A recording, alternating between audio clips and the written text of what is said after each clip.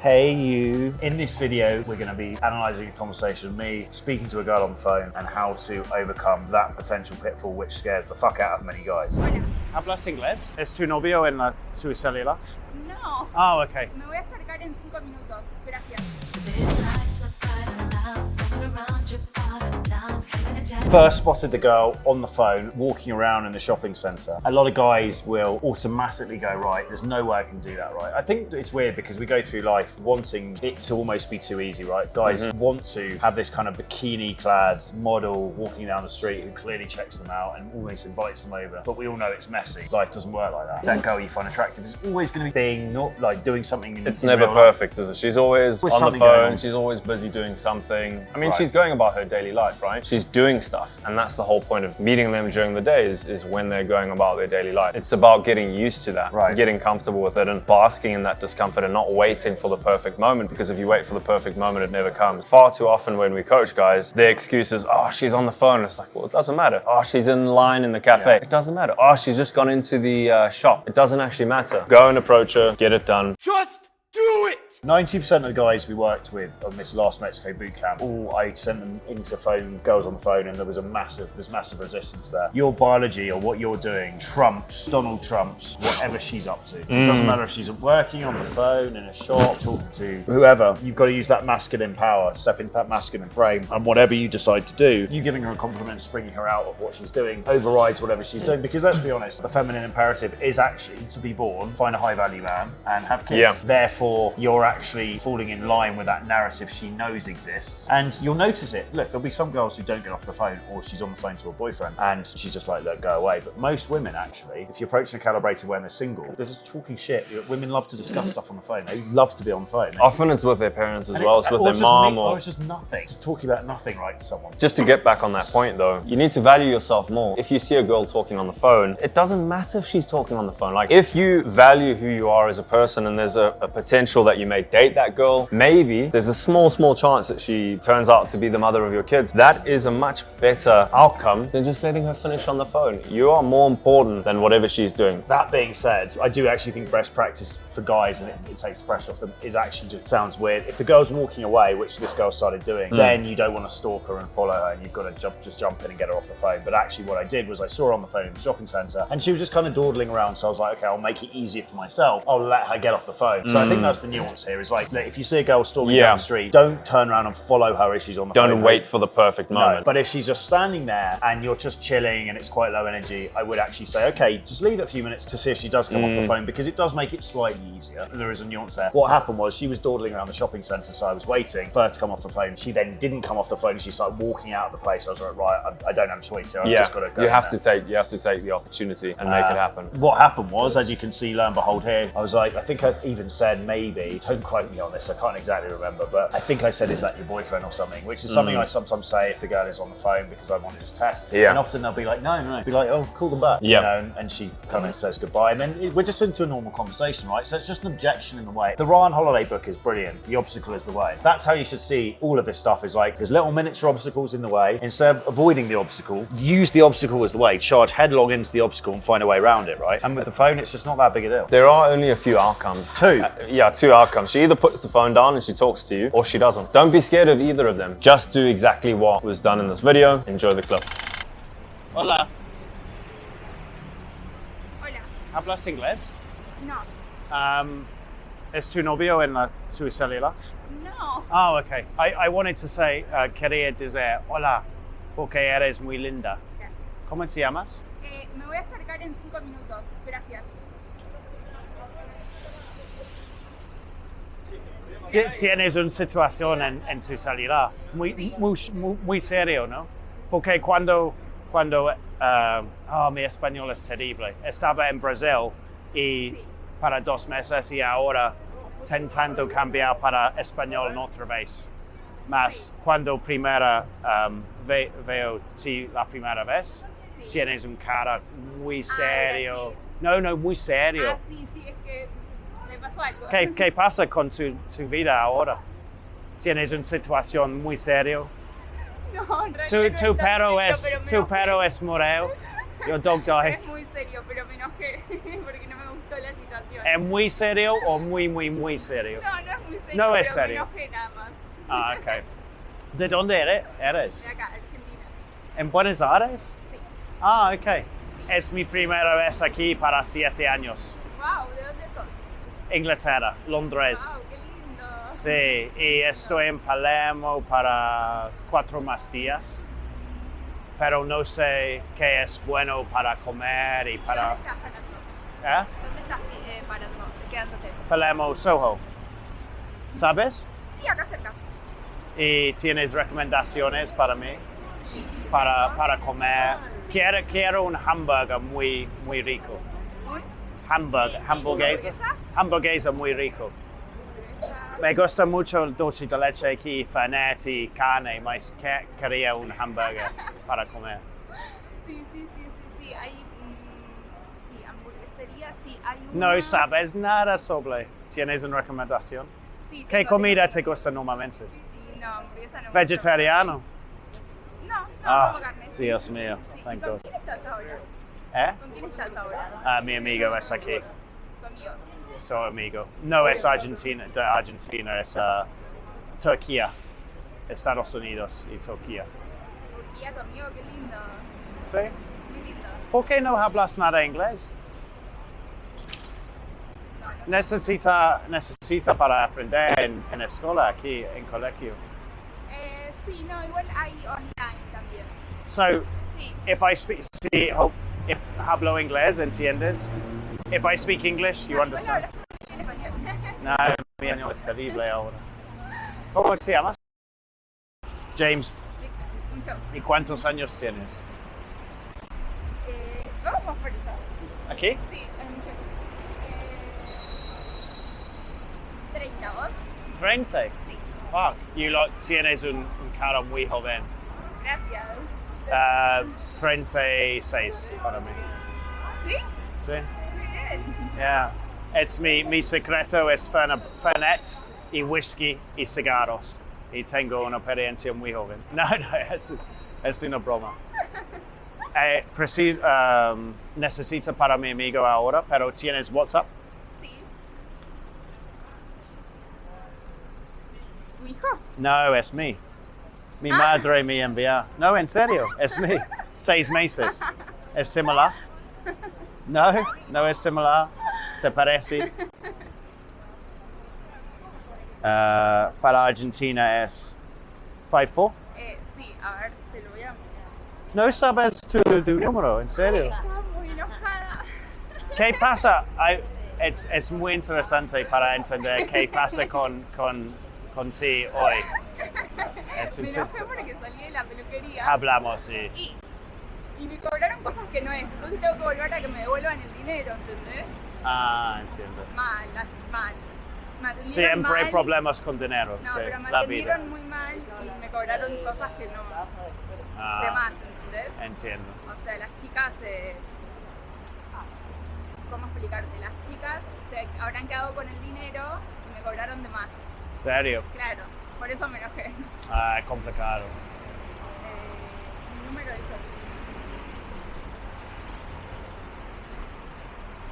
¿Es tu número? ¿Qué es tu foto? Sí. Es en el spa. Sí. ¿Sí? ¿Cómo sabes? ¿Cómo sabes que se le Es en el spa, sí. ¿Fuiste? It's ¿Fuiste a- jacuzzi, hot tub. Sí. Sí, rico.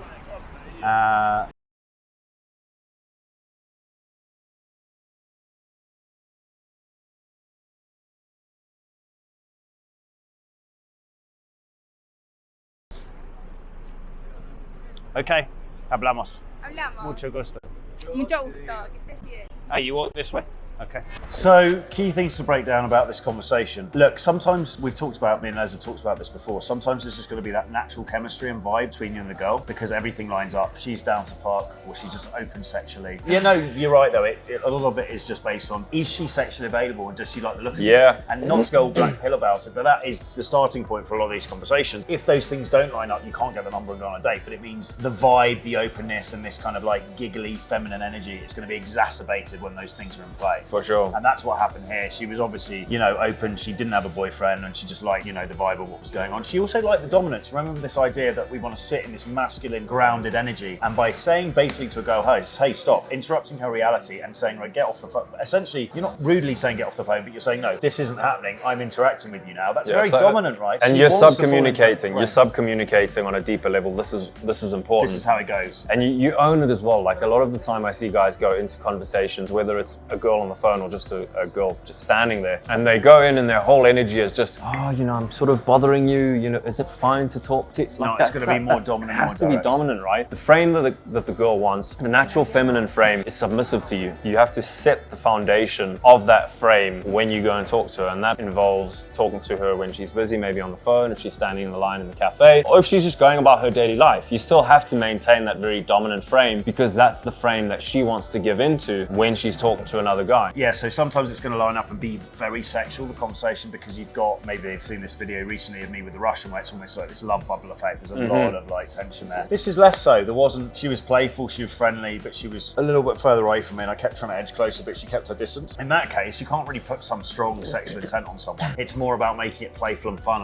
about her. And that's how the conversation played out. If you actually watch the clip, you can see she's giggling, we're having fun, the frame is very playful. And I think guys sometimes get too caught up with this idea that either it has to be incredibly sexual, because like we talk about, right, sexual intent, and then inevitably guys swing far too far into the other way of like locking eyes with the girl and being like deadly serious, thinking they're James Bond and they can't crack a smile. It's like, no, have that in your toolkit where you're like, if the sexual tension just appears, if the moment permits, use it, but don't force it. Don't force it, and you're better off as a light-hearted way of interacting with women generally, being playful. Playfulness and teasing should be like breathing for women, and also throughout life. You should just be having fun, you know, making it fun, having fun, being playful, having banter, and you can see there, that generates attraction in its own way. Raw sexual tension and masculinity can absolutely generate sexual attraction, but so can just being playful and having fun. And especially because this is day game, it's very verbal, you've just met her in the street, she doesn't know who you are. That's actually a very, very good way of doing things, especially if you maybe are uncomfortable with projecting hardcore sexual intent, which a lot of the clients we work with are. And again, if that's something that does bother you, get in touch with us and we can put you in guys who can help you,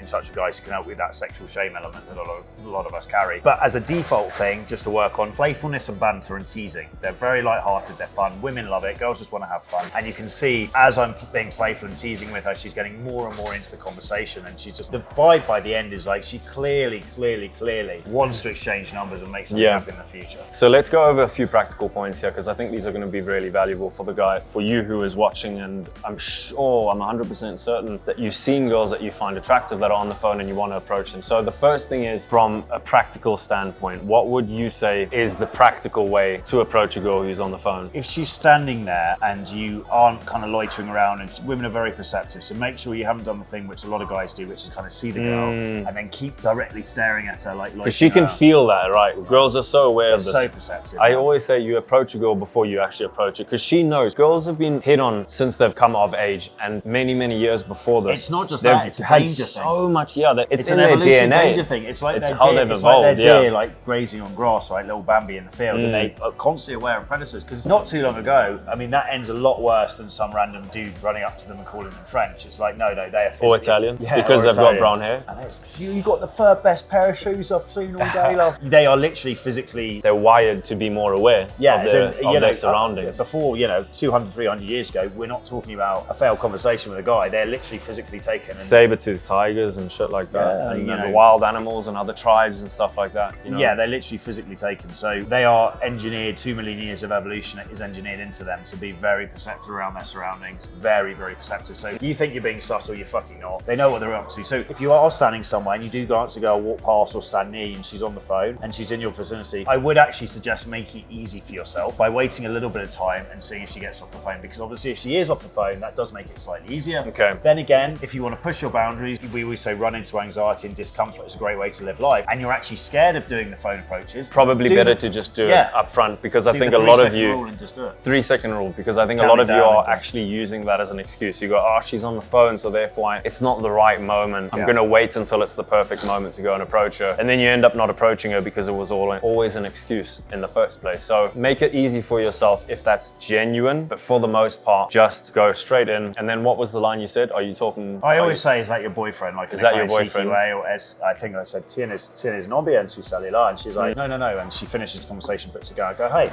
nice to meet you, James. Okay. And she knows what's up. You can make a joke out of it, be like, is that your boyfriend? Or you can be like, some guys, if that's too much, you can just go up and open normally. So, hey, I know you're on the phone, call it out.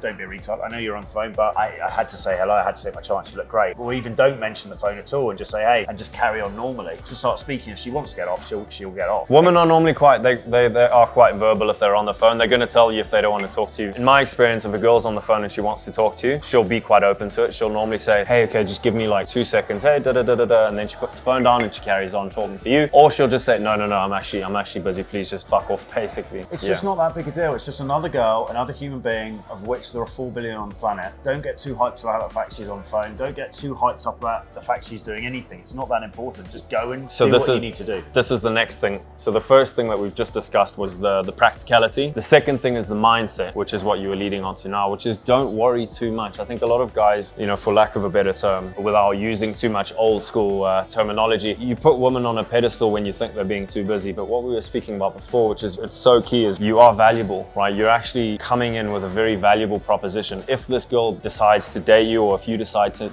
take things forward and maybe turn it into a long-term relationship, you are giving a lot of value to this person. So that far outweighs on every single level what she's doing in that moment. Right. Imagine you turn into the father of her kids one day. You're probably going to be supporting her and her whole family. That's 10 times more important than her fucking phone call, because it's literally, not always, but most of the time, it's a phone call to her friends discussing the outfit that she wants to buy, the plans for tomorrow. Maybe it's to work, but it's probably not that important. Most of the time, if you see a girl walking down the street, she's not doing anything that important, and whatever you have to say is more important to her if you value yourself as a prospect in her eyes, which you should. Yeah, and I look back on some of the girls I've dated actually, and I think it's interesting because it's that black swan theory of like it was kind of inevitable. Like I look back and I've had a laugh with girls about it because they were in a really odd situation. But again, you almost get extra brownie points for the social anxiety-inducing moment, right? Because if they are on the phone or they are sitting at a table with other people, the fact you actually go up, you still make it happen. They remember that as like, oh, that was, and you can have a laugh about it. And so it's like, in hindsight, it just doesn't seem a big deal. It's only at the time when we first see it, it's that getting used to just seeing the girl and taking the action, whatever the situation she's in, right? On that note, if this is something that you want to develop and you want to learn how to approach in the clip that you've just watched, give us a call, click on the link below, organize a call on Calendly, and you'll be in touch with either of us and we'll talk about your specific situation and how to get to exactly where you want to get to with your dating life. Stop fucking around. You've been watching our videos probably for more than 5 or 6 months.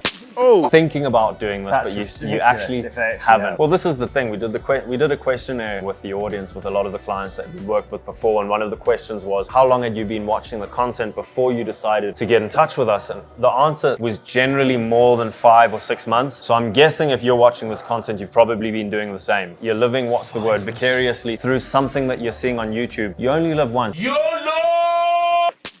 As cliche as that term is, get out your fucking house, take action, at least book a call. It takes such a little amount of effort, guys. That's insane. 5 or 6 months of watching us. What are they up to? Oh man, what are they doing in their life? We'll see you in the next video, if not on the phone. Cheers.